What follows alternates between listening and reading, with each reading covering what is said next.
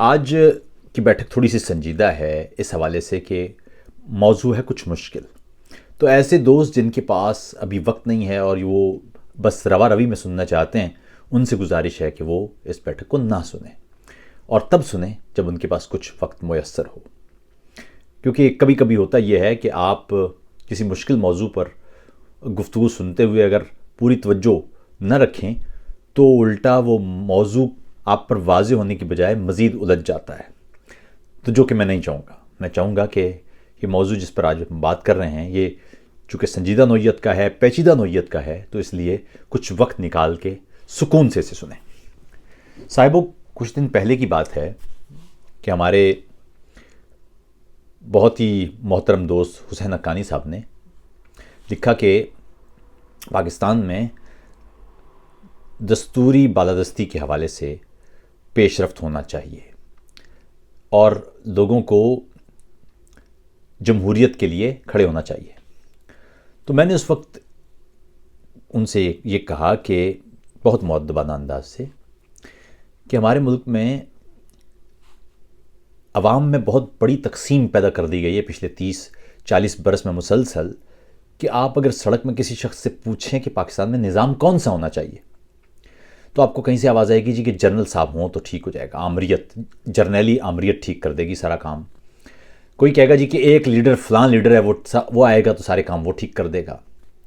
کوئی کہتا ہے جی صاحب نہیں صاحب، جب تک اسلام نافذ نہیں ہوگا، شریعت نافذ نہیں ہوگی، خلافت نہیں آئے گی تو کام نہیں بنے گا. کوئی کہتا ہے صاحب کہ نہیں بھائی پارلیمانی نظام ہونا چاہیے کیونکہ پارلیمانی نظام ہی دستور میں لکھا ہوا ہے. کوئی کہتا ہے نہیں صاحب صدارتی نظام ہونا چاہیے. یعنی جتنے منہ اتنی باتیں. یہاں پر کئی لوگ ایسے بھی ہیں جو کہتے ہیں پاکستان میں سوشلزم یا کمیونزم ہونا چاہیے. تو بے شمار لوگ ہیں جو مختلف انداز سے بات کر رہے ہوتے ہیں. آپ نے اکثر مجھ سے سنا ہوگا کہ میں ہمیشہ دستوری بالادستی پر بات کرتا ہوں. میں ہمیشہ کہتا ہوں کہ پاکستان کو اگر آپ نے ترقی دینا ہے تو اسے کانسٹیٹیوشنل آپ نے سپریمیسی دینا ہوگی. جب تمام کے تمام فرد، ادارے، محکمے، افراد وہ سب اگر دستور کی عزت کریں گے، کانسٹیٹیوشن کی وائلیشن سے کترائیں گے، اجتناب برتیں گے، بلکہ اس کی عزت کریں گے، احترام کریں گے، تو خود بخود یہ ملک آگے بڑھتا چلا جائے گا. یہ ہے میرے خیال میں بنیاد، بہت سادہ سا کلیہ. ہمارے یہاں زیادہ تر مسائل جو ہمارے ہیں ان کی بنیادی وجہ یہی ہے کہ محکمے، ادارے، افراد، احکام یہ ماننے کو یا حکام یہ کانسٹیٹیوشن ماننے کو تیار نہیں ہیں. اس لیے سارے مسائل ہیں. لیکن زیادہ مسئلہ یہ ہے کہ سڑک پر آپ کو جب قوم کے مختلف افراد مختلف باتیں کرتے نظر آئیں، یعنی وہ کسی ایک نظام پر متفق ہی نہ ہوں، یہ جانے بغیر. آپ نے دیکھا ہوگا نا اکثر اگر آپ کہیں کانسٹیٹیوشن کو، کہتے ہیں بھائی کانسٹیٹیوشن کون سا آسمانی کتاب ہے، کس کی احترام کریں، اس کو تو پھاڑ کے پھینک سکتے ہیں. یہ جملے یاد رکھیں، ریاست کے لیے سب سے مقدس، ریاست کے لیے سب سے مقدس سیاسی دستاویز اس کا دستور ہوتا ہے. سیاسی دستاویز اس کا دستور ہوتا ہے. مذہب فرد اور خدا کے باہمی رشتے کا نام ہے، جبکہ دستور ریاست اور فرد کے باہمی رشتے کا نام ہے.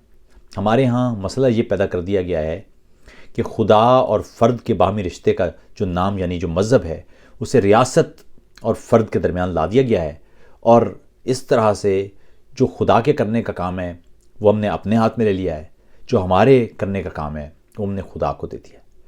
ہم نے تحقیق کرنا ہے، ہم نے جستجو کرنا ہے، ہم نے علم حاصل کرنا ہے، یہ ہم نے چھوڑ دیا ہے خدا پر. کسی نے روزہ رکھا ہے تو اس کو ثواب ملنا ہے، گناہ ملنا ہے. کسی نے نماز پڑھی ہے یا نہیں پڑھی ہے، یہ جو خدا کے کام ہے یہ ہم نے لے لیے اپنے ہاتھ میں. تو الٹا ہو گیا ہے معاملہ.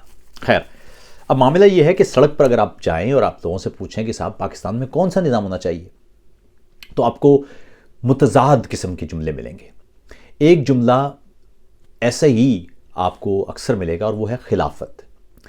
اچھا، میں نے اس حسین حقانی صاحب کو لکھنے کے بعد ایک ٹویٹر پر ہی ایک پول کروایا، اور پول یہ تھا کہ پاکستان کے لیے کون سا نظام بہتر ہے، یعنی پاکستان کو کس نظام کے تحت چلایا جانا چاہیے، پارلیمانی، جمہوریہ، عسکری آمریت، صدارتی نظام یا خلافت. تو ابتدا میں تو تقریباً کوئی 60-65% افراد پارلیمانی جمہوریت پر ہی تھے، اسی کی حمایت کر رہے تھے، باقی کم لوگ تھے دیگر. لیکن پھر اچانک ظاہر ہے ہمارے جو مذہبی طبقہ ہے انہوں نے دیکھا ہوگا یہ تو بات خراب ہو جائے گی، تو انہوں نے پھر ہمارے یہاں جو پھر اپنے جو خاص طور پر میسیجز کر کے اور تو انہوں نے وہ لکھوایا کہ فوراً، تو میں نے دیکھا کہ 3-4 دن کے بعد وہ جو خلافت والا تھا وہ آگے بڑھ گیا جمہوریت والے سے بھی، یعنی جمہوریت کو 40% تھا تو خلافت کو 50% کے قریب چلا گیا۔ خیر، اہم بات یہ نہیں ہے، اہم بات یہ ہے کہ لوگوں کی بہرحال ایک تعداد ہے جو سمجھتی ہے کہ پاکستان میں خلافت ہونا چاہیے۔ اچھا، یہ ہمارا، اور یہ پھر سمجھ لیجیے کہ یہ سنجیدہ بات ہے، اس لیے آپ کی توجہ درکار ہے۔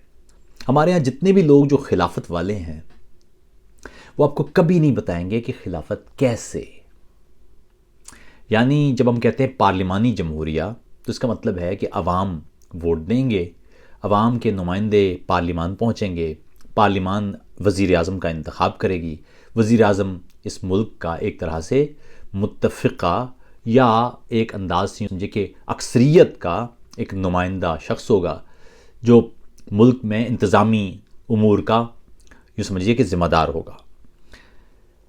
اب معاملہ یہ ہے کہ خلافت میں جب آپ کہتے ہیں خلیفہ تو سوال پہلا یہ ہونا چاہیے آپ کے دماغ میں کہ خلیفہ کیسے بنائیں گے؟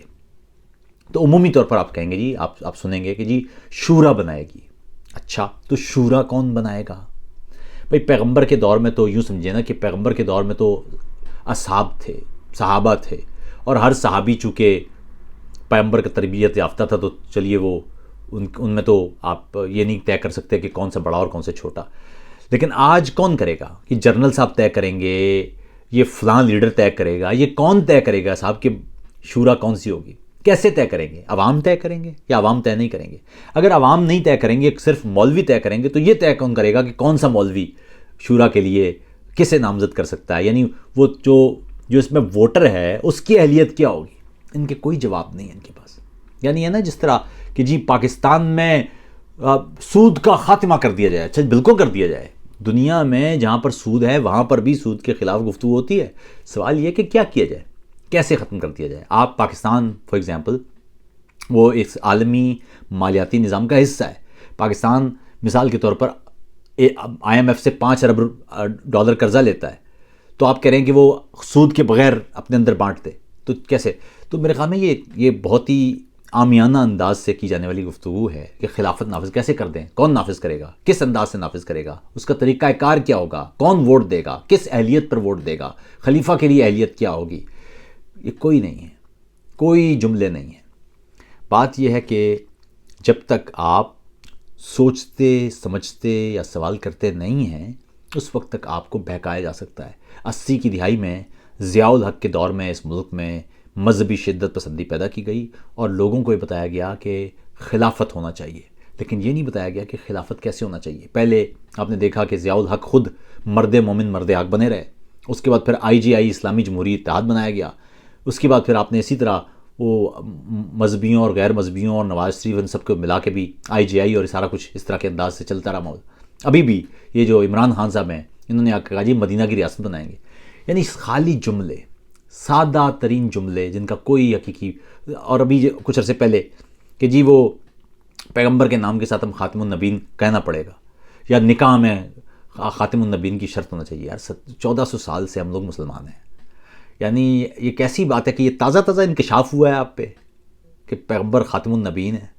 یعنی کیوں آپ کر رہے ہیں؟ جو اہم موضوعات ہیں، بچے سکول نہیں جا رہے ہیں، ہیلتھ کے مسائل ہیں، کچرے کے ڈھیر لگے ہوئے ہیں، پانی نہیں ہے، بنیادی کام ہے جو ہمارے کرنے کے کام ہیں وہ آپ نہیں کر رہے ہیں، اور وَرَفَعْنَا لَكَ ذِكْرَكَ جس کا خدا نے ذکر بلند کر دیا ہے اس پر آپ پوائنٹ سکورنگ کر رہے ہیں۔ مطلب یہ کتنے خالی لوگ ہیں۔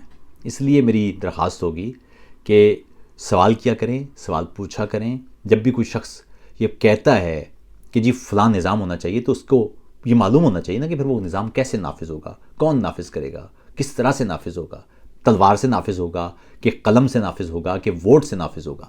انسان کی تاریخ بہت طویل ہے، انسان نے بادشاہت کا تجربہ کیا، انسان نے سوشلزم کا تجربہ کیا، انسان نے کمیونزم کا تجربہ کیا، انسان نے مختلف تجربات کیے ہیں دنیا بھر میں۔